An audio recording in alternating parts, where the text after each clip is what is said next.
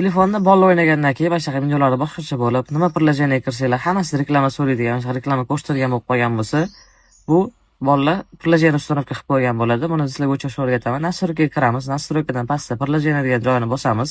Приложение tepada po'yish joyiga главный ekran deb yozsak, ruschalab chiqib keladi. Mana shu ustiga bosamiz. Sal pastroqda yana главный ekran degan joyga bossak, launcher установка qilib qo'ygan bo'ladi. Biz uni главный ekranga o'tkazamiz. Yana xuddi shu joyga qaytib kirib, приложение otini ko'rib olib, mana car out degan chiqaramizda, nazarda bosib turib, yana xuddi shu приложениeni po'yish qilamiz. Car out deb po'yishsak, shu приложение chiqarib beradi.